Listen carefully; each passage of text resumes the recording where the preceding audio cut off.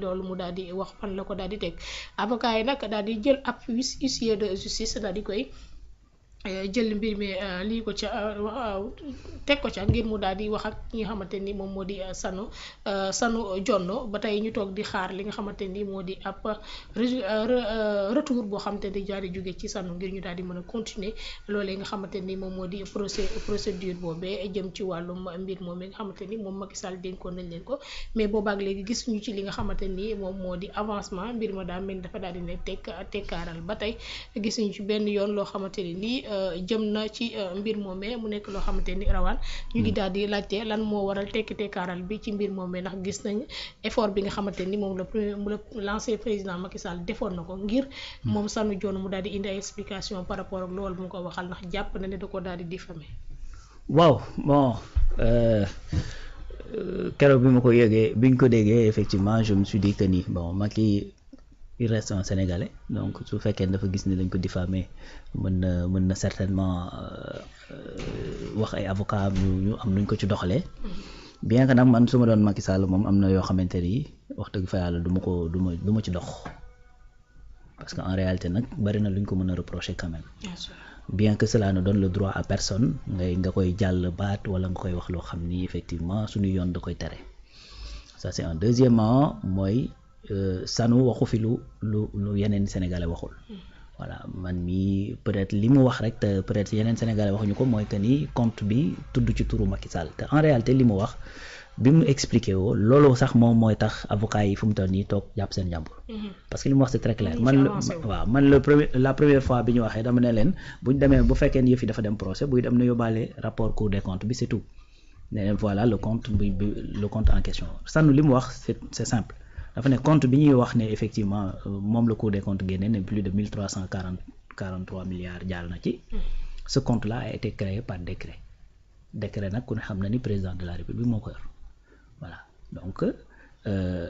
comme ça a été créé par décret mu ne compte bi donc Macky Sall moo ko créé donc repréciser sa pensée cela veut dire quoi que ni bañ doon wax naan Sanu li muy wax ci rapport bi la ko teg donc c'est ça la vérité te comme rapport bi moo génne loolu xanaa boo plainté Sanu après da ngay dem plainte tamit Cour des comptes donc ça n'a pas vraiment beaucoup de sens léegi nag les avocats sont en train d'attendre parce que citation directe lañ ko jox citation directe c'est juste un document boo xamante ne dañ la koy servir pour nga expliquer li nga wax foo ko teg n'est-ce pas donc une fois que ñu jox la document bi boo expliquer liñ lay laaj fan nga ko teg après les avocats vont voir léegi yow selon retour yi nga leen jox ndax am na ci loo xamante ni mën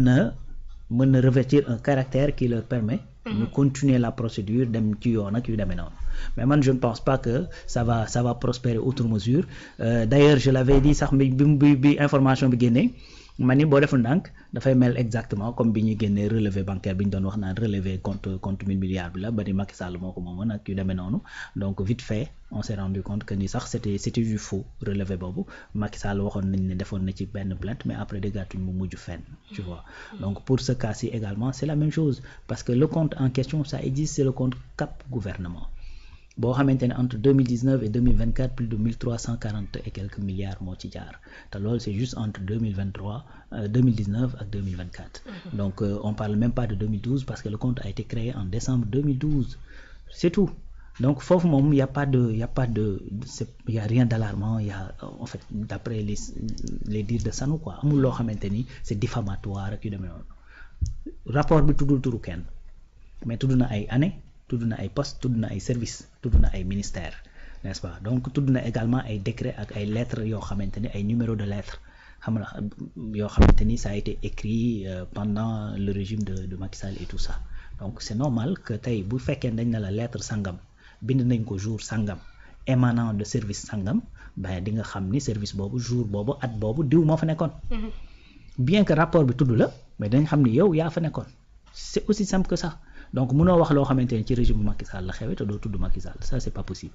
donc on attendra de voir une fois que les avocats de Macky jot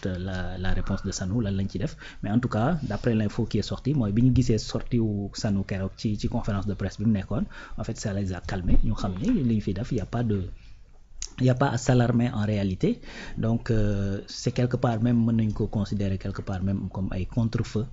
yoo xamante ne par rapport à tout ce qui se passe actuellement ci camp Macky Sall parce que vraiment nag affaire yi takkar naa seen ci seen côté. Voilà mais boo leen méngalee da nga xam ni dayoo yi doonul benn quoi.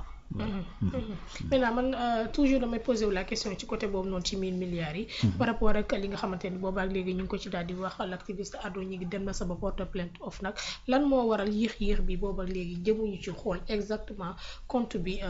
ci turu kan la nekk illustré ko ba sénégalais ci ba mu xam réellement ce qu'il en est de ce compte.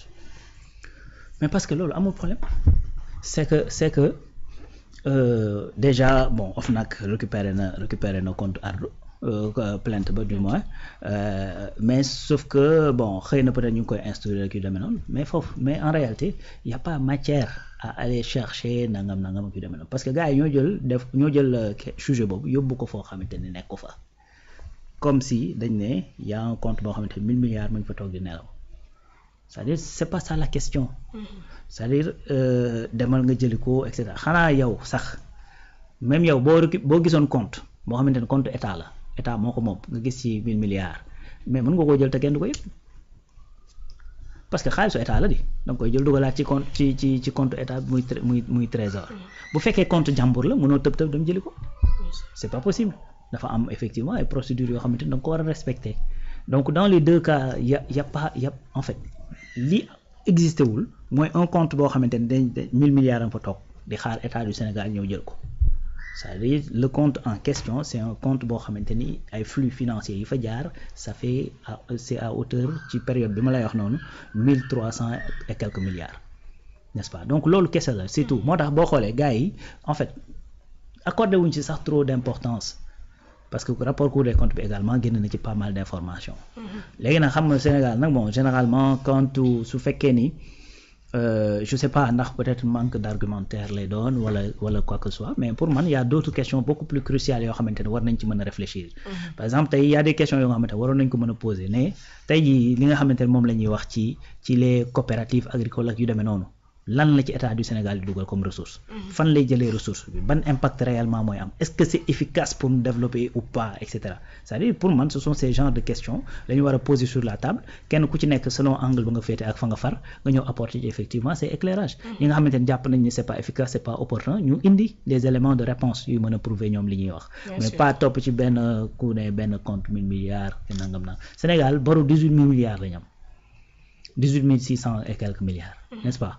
donc li nga xamante ni moom mooy en 12 ans yi fi Macky Sall ne li nga xamante ni moom la am comme budget de façon globale boo xoolee day tourner autour de 60 000 milliards ben 60 000 milliards si on te dit sur un compte 1000 milliards transit na ci mais loolu sax loolu bariwul si sur 60 000 milliards en 12 ans suñ nee la am na benn compte boo xamante ni 1000 milliards jaar na ci ben loolu xel war na ko mën a nangu d'autant plus que c'est des flux financiers voilà c'est pas de l'argent boo xamante ni dafa disponible dans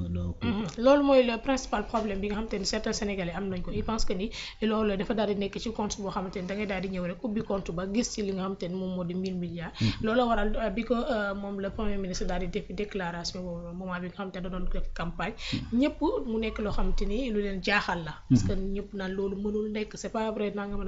alors que ni nga ko expliquer bu ko nit ñi comprendre loolu nañ xam ne du loo xamante ne dafa daal di nekk sur place mais loo xamante ne ni ay transaction la comme ni nga ko waxee yoon ba mu daal di mat loolu la bon à l'époque au moment de la déclaration mën nga xalaat loolu parce que amoo benn élément d'appréciation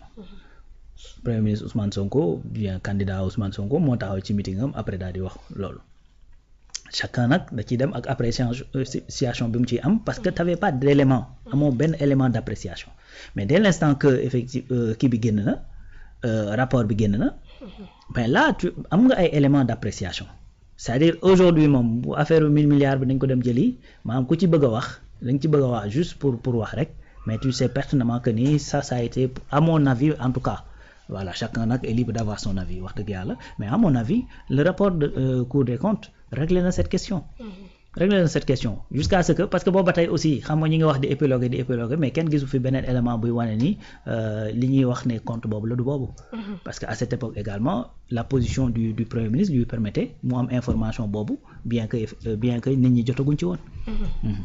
muy noonu am na solo ci leeral bi su ko defee ñëpp daal di ci bàyyee doo xel bu baax a baax ndax su ma waxee loolu rek dafa am koo xamante ni